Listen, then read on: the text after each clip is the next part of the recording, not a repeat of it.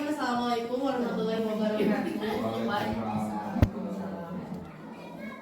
Mohon maaf Bapak Ibu mengganggu waktunya hari ini. Seperti yang sudah Bapak Kepala ditahu bahwa hari ini akan dilaksanakan diseminasi budaya positif, yaitu sebagai tugas aksi nyata dari calon ibu pemuda. Untuk acara hari ini, marilah kita mengucapkan basmalah bersama-sama. Untuk yang kedua yaitu ice breaking, supaya tolong acungkan telunjuknya. Ya, tolong acungkan sesuai dengan instruksi yang saya katakan ya. Lebih cepat. Mulut. Saya hanya mengecoh ya. Bentar lagi. Mata. Oke, sudah fokus. Terima kasih. Baik Bapak Ibu, untuk pemaparan materi kali ini, ini adalah salah satu contoh budaya positif yang sudah dilakukan di sekolah kita, yaitu yang pertama ini adalah bergotong royong membersihkan lingkungan sekolah. Ini adalah perilaku budaya positif. Dan yang ini adalah mengaji bersama setiap hari Jumat yang selalu kita laksanakan rutin setiap hari Jumat, mengaji juz amma.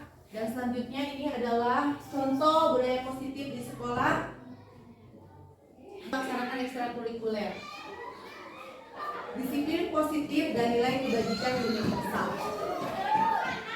Hal mudah yang dapat dilakukan dalam menanamkan budaya positif itu adalah dengan membuat kesepakatan kelas. Jadi Bapak Ibu, apalagi kita di tahun ajaran baru, kesepakatan kelas itu bagusnya itu dibuat dalam untuk kenyamanan dan dalam pembelajaran si murid. Jadi kesepakatan kelas itu dianggap membantu lingkungan kelas itu menjadi kondusif dan mendukung tumbuhnya budaya positif di sekolah. Kesepakatan kelas itu disusun dan dikembangkan bersama-sama antara guru dan murid. Selain itu, keyakinan kelas juga merupakan kesepakatan kelas yang berujung pada keyakinan kelas. Karena keyakinan kelas itu berbeda dengan peraturan. Jadi keyakinan kelas itu adalah pendapat-pendapat siswa bagaimana di dalam lingkungan kelas itu yang mereka inginkan. Budaya positif ini adalah perwujudan dari nilai-nilai positif yang menciptakan lingkungan yang nyaman untuk belajar. Konsep budaya positif ini yang pertama adalah perubahan paradigma belajar, disiplin, keyakinan kelas, dan segitiga restitusi. Jadi budaya positif ini hal-hal ini. Nah, yang pertama adalah pembelajaran paradigma baru. Pembelajaran paradigma baru itu mengacu pada profil pelajar Pancasila. Pembelajaran paradigma baru ini merupakan pembelajaran yang dirancang dengan prinsip pembelajaran berdiferensiasi. Dengan pembelajaran berdiferensiasi, peserta didik dan profil pelajar Pancasila. Seperti sudah bertakwa kepada Tuhan Yang Maha Esa, berkebinekaan global. Strateginya itu harus menggunakan pembelajaran berdiferensiasi yang mengacu pada kebutuhan murid. Gaya belajarnya berbeda, ada yang auditori, ada yang visual, ada juga yang kinestetik. Kalau auditori berarti si anak itu senangnya hanya macam-macam gaya belajar anak. Nah, disiplin positif ini merupakan pembiasaan-pembiasaan baik yang mencangkup perilaku atau sikap dan tutur kata seluruh warga satuan sekolah. Mereka berperilaku mengacu kepada nilai-nilai kebajikan universal dan memiliki motivasi menuju perubahan perilaku ke arah yang lebih baik. Disitulah harus ada disiplin, yaitu kita sendiri yang mewajibkan sekeras-kerasnya. Tetapi itu sama saja, sebab jika di sini adalah ada teori motivasi yang terbentuknya di kelasnya karena mereka takut dihukum, sedangkan ketika tidak ada untuk mendapatkan imbalan dari orang lain, jadi mendapatkan penghargaan. Nah, itu adalah motivasi ekstrinsik disebutnya. Dan untuk yang terakhir, untuk menghargai diri sendiri, ini adalah motivasi intrinsik dari dalam. Contoh misalkan salah satunya Bapak Ibu guru datang tepat waktu bukan karena itu adalah suatu aturan, tapi lebih ke kita menghargai diri kita sendiri, kita bisa menghargai waktu, seperti itu ya. Ini silakan Bapak Ibu jawab, ini hukuman atau konsekuensi menurut Bapak kali di dalam buku kalimat saya tidak akan terlambat lagi karena terlambat ke sekolah. Ini merupakan hukuman atau konsekuensi. Mengelilingi lapangan basket terlambat hadir sekolah ini Hukuman. ada yang hukuman. Murid diminta untuk push up jika tidak menggunakan disuruh untuk mengenakan sepatu seharian di sekolah karena tidak menggunakan sepatu tidak menggunakan hukuman atau konsekuensi. Nah, mencatat itu sebuah hukuman. Terus murid diminta untuk push up juga sama hukuman kalau itu merupakan konsekuensi karena memperbaiki kesalahan yang telah diperbuatnya. Jadi membersihkan tumpahan air. Terus tadi lari di lapangan. Ya betul. Hari itu berarti Bu. Dihukum. Nah, Bapak Ibu dihukum oleh penghargaan. Penghargaan jangka pendek dan jangka panjang pasti lagi karena yang mereka kerja adalah suatu penghargaan. Jadi tidak efektif. Hubungan. Terkadang kan anak sok. Nah, seperti itu ya. Jadi merusak hubungan gitu ya. Dikerjakan oke. Iya. Terus hubungan ya. Nah, ciri restitusi ini bukan untuk menebus kesalahan, melainkan bukan paksaan. Restitusi itu memperbaiki diri.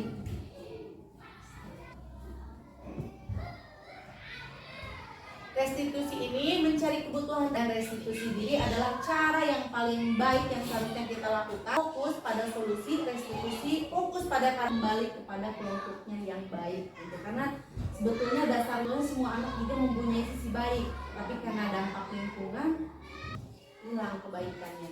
Nah, keyakinan kelas. Guru itu berperan dalam mewujudkan terbentuknya keyakinan kelas berupa pernyataan-pernyataan universal yang mudah diingat dan dipahami dan harus diterapkan di lingkungan kelas. Misalkan, anak-anak itu mempunyai pendapat di kelas itu, di dalam kelas itu mereka sepakat bersikap baik dan jujur. Nah, misalkan anak-anak menginginkan kesepakatan hal itu, jadi bukan aturan harus begini, bukan. Tapi ini adalah pendapat dari murid yang mereka inginkan. Nah, ini contohnya. Kita jelaskan baik pun murid saat misalkan meminta tolong dan terima kasih sama manusia. Seperti kasus tadi yang sudah kita lihat, ada yang misalkan yang temannya lagi makan dia merebut. Karena mungkin saja alasannya mereka karena lapar seperti itu, karena ini untuk bertahan hidup masalah gitu kan, karena mereka itu capek, sebetulnya mereka ingin kebiasaan. Penguasaan ini adalah sebuah ingin kebebasan ya, berhubungan dengan ini seperti itu. Jadi kita sebagai guru kurikulum merdeka lebih tepat itu bisa membuat pembelajaran yang menyenangkan, jangan hanya monoton supaya anak sana. Terus yang selanjutnya ada posisi restitusi dalam posisi kontrol. Nah, ini ada 5 posisi kontrol. Yang pertama ada posisi penghukum. Contoh misalkan guru berbuat menghardik, ibu sangat kecewa kalian sudah merokok misalkan di toilet. Nah, seperti itu. Itu adalah sebagai pemantau. Anak misalkan tadi si manajer. Nah, posisi kontrol manajer. Kelas ya untuk kenyamanan semua murid dan juga guru. Yang pertama misalkan jika anak membuat masalah, hal yang pertama contoh ini di kelas kita atau di sekolah kita misalkan solusi manajer. Nah, di sini ada sebuah contoh.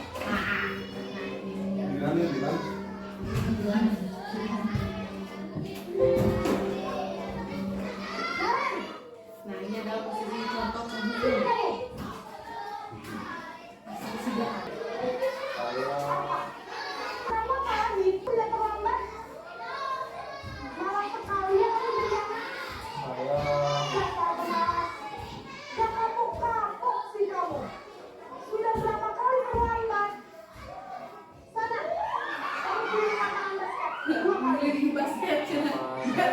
Dikasih akhirnya. Kenapa? Kamu orang ibu berani-beraninya jawab sudah terlambat masih berani jawab pula. Sekarang ini lapangan basket ini kali sekalian tidak kapok. Pergi sana. Nah, baik. Nah, dengan posisi penghukum seperti tadi, kemungkinan murid itu akan merasa marah dan mungkin saja bisa berkembang. Ya, bisa jadi sesudah kembali duduk, murid tersebut akan mencoret-coret bukunya atau meja misalkan. Sekarang yang mau kalah. Sekarang adalah posisi kontrol membuat merasa bersalah. Kamu kenapa terlambat lagi, nak? Ya, Terima baik-baik. kamu senang ya bikin ibu susah ya? Nah, ini kata ibu susah, jadi membuat merasa bersalah si anak. Ibu yang ditegur bapak kepala sekolah, nak. Bisa nggak ibu tidak bisa membina kamu? Duh, gimana ini? Maaf Bu, Duh, Gusti Naren. Kamu suka ya kalau ibu tegur bapak kepala sekolah? Terus, sekarang ibu harus tulis apa nih di absen? Ini kan ibu harus terlambat loh. Ibu harus apa coba? maaf Bu, maaf sekali. Ya sudah, poin kali jangan bikin ibu susah lagi ya nak ya. Ini tidak akan kuat lagi kalau kamu begini terus. Bisa jantungan kalau ibu tegur bapak kepala sekolah. Karena cepat pas. Maaf ya Bu, maaf sekali. Nah, itu adalah posisi sebagai teman. Pembuat merasa bersalah ya. Murid akan merasa bersalah telah mengecewakan ibunya. Tadi kan ada katanya kamu sudah membuat susah, kamu mau ibu ditegur oleh kepala sekolah ya. Itu adalah pembuat merasa bersalah. Dan sekarang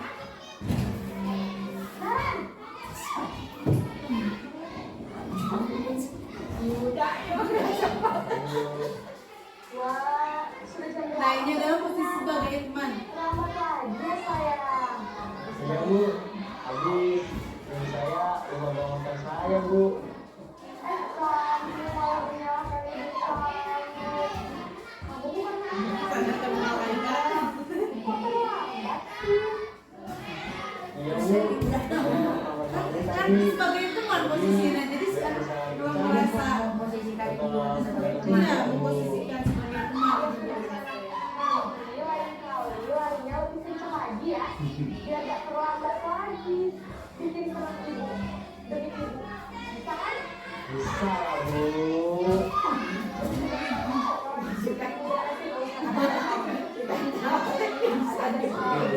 Gurunya mewakili. Nah, ini adalah posisi sebagai posisi kontrol sebagai teman ya. Mungkin murid akan merasa senang dan akrab dengan guru. Nah, ini termasuk dampak yang positif sebetulnya. Hanya saja di sisi negatifnya murid menjadi tergantung pada guru tersebut gitu. Jadi misalkan Ayu hiji mah posisi sebagai teman hiji mah gimana ya? Jadi si murid pasti bergantung sama si guru itu karena seperti ini apa sebagai teman posisi orang. Nah, ini adalah sebagai pemantau.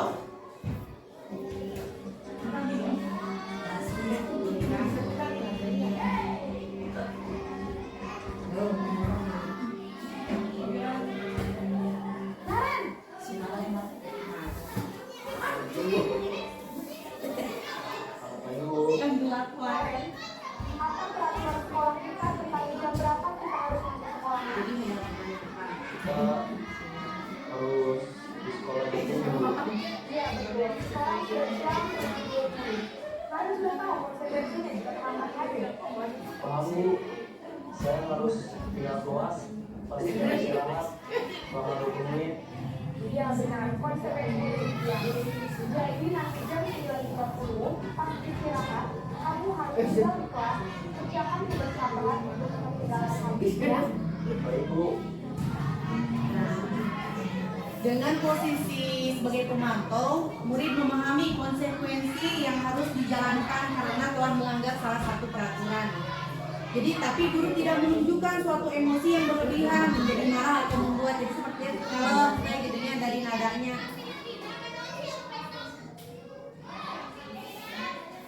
Tapi si murid itu tetap dibuat tidak nyaman, yaitu dengan harus tinggal di kelas pada waktu jam istirahat dan mengerjakan tugas yang tertinggal. Guru tetap harus memantau murid pada saat mengerjakan tugas di jam istirahat karena murid tidak bisa ditinggal seorang guru. Pasti lamun ditinggal tuh mau dikerjakan. Iya, jadi itu posisi sebagai pemantau. Yang terakhir ini adalah posisi sebagai manajer,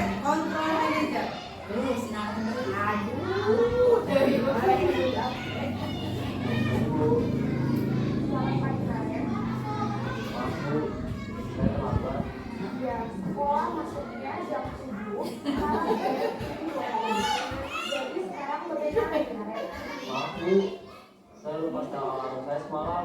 Baiklah, menurut kamu, keyakinan sekolah yang mana yang perlu kamu tingkatkan? Menghargai diri sendiri dan orang lain tidak Bu. Jadi, apakah ada yang yakin prinsip saling menghormati tersebut? Iya Bu, saya meyakininya. Apakah mereka bisa untuk perbaikan ini? Sedia Bu. Bagaimana kamu akan perbaiki masalah keterlambatan ini? Saya akan coba untuk tidak lupa menyetel alarm saya Bu. Baik, kalau dengan lupa bicara alamnya, ada orang yang kira-kira bisa bantu mengingatkan tidak? Ada Bu, kakak saya, Kak Emma. Ada lagi selain Kak Emma? Selain Kak Emma, ada ibu saya. Baik, jadi yang mengingatkan namanya adalah Kak Emma dan Kak Aya. Kira-kira akan mulai alarm kapan, Naren? Setelah sekolah akan segera saya lakukan. Baik, jadi Naren akan setel alarm untuk bangun besok pagi dan akan diingatkan oleh kakak dan ibu dan ayah. Ada lagi yang mungkin perlu dilakukan, Naren? Agar tidak terlambat besok lagi. Tidak ada Bu. Baik, Naren. Terima kasih untuk bersama kami. Sekarang kami kembali ke kelas belajar. Itu adalah posisi kontrol kita sebagai manajer. Nah, pada posisi manajer, maka suara Bu itu sebaiknya harus tulus, tidak perlu marah, tidak perlu meninggikan suara, apalagi menunjuk dari ke murid dari pikiran dan berkecak pinggang atau bersikap seolah-olah menyesal, tampak sedih sekali akan perbuatan murid yang dilakukan itu ya. Terus fokus pada murid, bukan untuk membahagiakan guru atau orang tua. Murid sudah mengetahui adanya suatu masalah dan suatu perlu terjadi bila guru mengambil posisi pemantau. Nah, sekarang coba Bapak Ibu, tadi kan sudah ada ini ya, sekarang kita jawab lagi. Saya kecewa sekali dengan kamu. Ini posisi kontrol sebagai apa?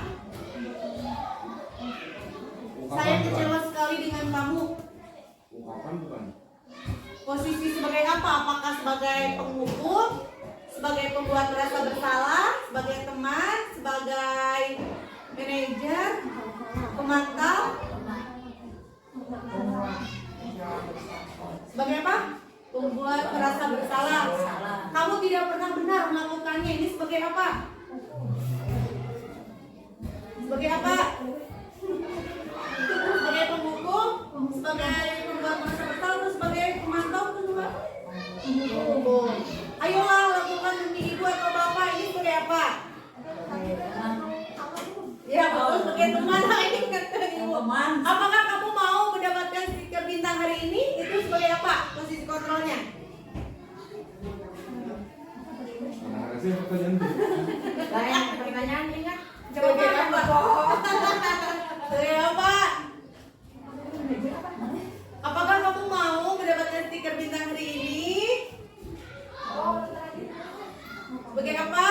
Apakah sebagai penghukum, sebagai pembuat merasa bersalah, sebagai manajer, sebagai teman, sebagai pemantau?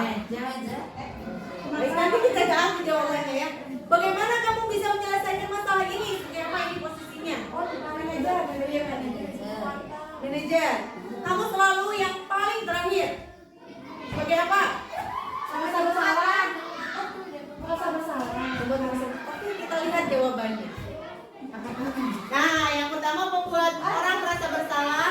Kalau kamu tidak pernah benar melakukannya, ini sebagai penghukum, kata-katanya, ayolah lakukan ini sebagai teman dan mendapatkan stiker itu sebagai pemantau. Yang sebagai manajer, bagaimana kamu bisa menyelesaikan masalah ini jadi mencari solusi. Kamu selalu yang paling terakhir. Ini penghukumnya. Push up. Nah, ini adalah segitiga restitusi, membantu murid menjadi lebih memiliki tujuan disiplin positif dan memulihkan dirinya setelah berbuat salah. Nah, langkah-langkah segitiga restitusi itu yang pertama adalah menstabilkan identitas, menanyakan dulu mengapa kamu berbuat itu, dia mengungkapkan kesalahannya. Terus yang kedua, validasi tindakan yang salah, apakah yang kamu lakukan sudah sesuai dengan keyakinan kelas. Nah, itu adalah validasi tindakan. Yang ketiga itu menanyakan keyakinan. Tindakan apa yang kamu yakini yang seharusnya lakukan tadi kan, jadi mencari solusi. Jadi segitiga restitusi ini adalah langkah terbaik untuk kita dalam menyelesaikan sebuah masalah, karena ini akan mengacu atau menuju perbaikan gitu. Jadi si anak akan menuju perilaku yang lebih baik, kita mencari solusi bersama-sama. Jadi si anak sendiri yang mengungkapkan, saya seperti ini lebih baik, silakan lakukan. Kapan kamu akan melakukan gitu.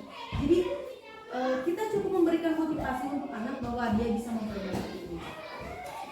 Kesimpulannya, budaya positif itu harus dibangun di sekolah untuk menumbuhkan motivasi internal dengan melaksanakan disiplin positif pada murid dan akan berpengaruh pada pencapaian visi dan misi sekolah ya. Karena kita juga kemarin membahas cerminan yang seharusnya itu mengacu ke budaya positif.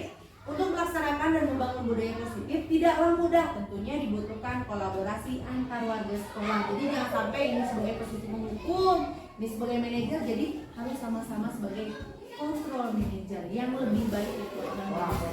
Mulai dari kepala sekolah ya semuanya, bahkan sangat dibutuhkan juga dukungan dari komite sekolah dan orang tua. Sebetulnya budaya positif ini dari orang tua juga, jangan sampai kita di sekolah sebagai kontrol manajer, orang tua sebagai penghukum gitu. Jadi tidak sinkron. Jadi lebih bagusnya itu sebagai kontrol manajer.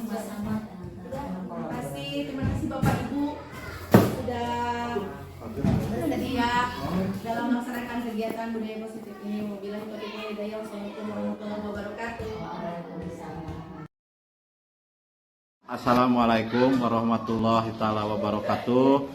Saya selaku Kepala Sekolah SDN Sukasari Kaler 3 mengucapkan selamat kepada Ibu Siti Rohaiti yang telah memaparkan materi budaya positif. Semoga kami semua dapat mengimplementasikan budaya positif tersebut di sekolah ini.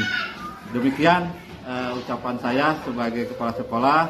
Selamat sekali lagi kepada Ibu Siti Rohaiti. Wassalamualaikum warahmatullahi wabarakatuh. Assalamualaikum warahmatullahi wabarakatuh. Saya Yeni Sri Mulyani, guru SDN Sukasari Kaler 3, juga rekan sejawat dari Ibu Siti Rohaiti CGP Angkatan 11. Beliau sudah memaparkan tentang pembahasan materi budaya positif. Beliau memaparkan dengan cukup baik dan sangat jelas sehingga mudah dipahami oleh saya dan rekan-rekan guru yang lainnya. Semoga kedepannya hasil dari pengimbasan hari ini dapat diimplementasikan di sekolah dengan lebih baik lagi. Tentu banyak lagi budaya-budaya positif yang akan terciptakan di masa yang akan datang. Terima kasih. Assalamualaikum warahmatullahi wabarakatuh.